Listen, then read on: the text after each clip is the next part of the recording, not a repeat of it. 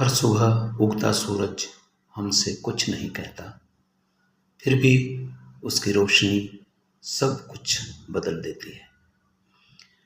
आज हम एक ऐसी यात्रा पर चलेंगे जहाँ शब्द रुक जाते हैं और चेतना बोलने लगती है। यह कोई धर्म नहीं, यह भीतर उतरने की साधना है। बुद्ध का योग, ध्यान, विपश्यना एक ऐसा विज्ञान है जो चेतना की अंधेरी गुहा में दिया जलाता है। बुद्ध के अनुसार योग तन की नहीं, मन की क्रांति है। यह चित्त की गति को स्थिर करने की कला है। ना आसनों का प्रदर्शन, ना सांसों की जटिल गणना, बल्कि यह वर्तमान क्षण में पूरी तरह जागृत होने की साधना है। अष्टांगिक मार्ग में सम्यक प्रयास, सम्यक स्मृति और सम्यक समाधि, यही बौद्ध योग का त्रिकोण है। यह योग हमें दुख के मूल तक ले जाता है और भीतर से हमें मुक्त करता है।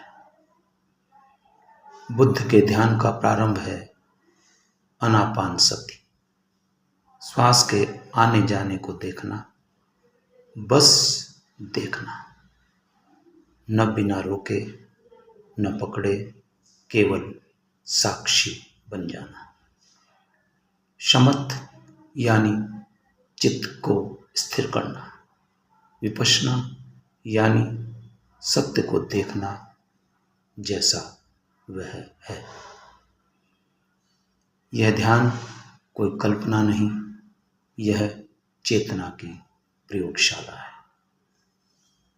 हर बार जब हम बैठते हैं, हम अपने ही भीतर उतरते हैं, जहाँ कोई भीड़ नहीं, कोई शोर नहीं, सिर्फ हम और हमारा सच्चा स्वरूप। विपश्यना का अर्थ है देखना, परंतु गहराई से। बुद्ध कहते थे सब कुछ अनित्य है। विपश्यना हमें इस सत्य से साक्षात्कार कराती है कि शरीर, भावनाएं, विचार सब बदल रहे हैं, और जब हम परिवर्तन को स्वीकार करना सीख जाते हैं, हम दुख से मुक्त हो जाते हैं। विपश्यना कोई मत नहीं, यह एक प्रयोग है जागृत चेतना का, अनुभव की गहराई का। जैसे जैसे ध्यान गहराता है, हम स्वयं को एक एक परत खोलते हुए पाते हैं। बुद्ध की साधना कोई भागना नहीं, यह सच्चाई से सीधा आमना सामना है।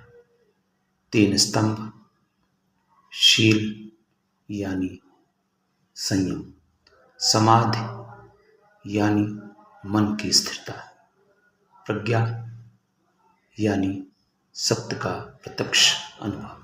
यह साधना चेतना को सजग बनाती है, अहंकार को गलाती है और मौन में एक नई चेतना को जन्म देती है। यह साधना न तो आंखें मूंदती है, न संसार से भागती है, बल्कि संसार को वैसा देखती है जैसा वह है, और फिर मुस्कुराकर कहती है, मैं मुक्त हूँ। इस संसार में बहुत कुछ शोर करता है, धर्म, राजनीति, सफलता, भय, अभिलाषा, परंतु बुद्ध मौन रहे, क्योंकि उन्हें पता था उत्तर शब्दों में नहीं, मौन में है। यदि आप भी भीतर की यात्रा पर निकलना चाहते हैं, तो यह साधना, यह विपश्यना आपका दर्पण बन सकती है, जहाँ कोई वाद नहीं, सिर्फ आप और आपका शुद्धतम स्वरूप। क्योंकि अंत में सब कुछ जानकर हम वहीं पहुंचते हैं जहां से चले थे, लेकिन इस बार जाग कर।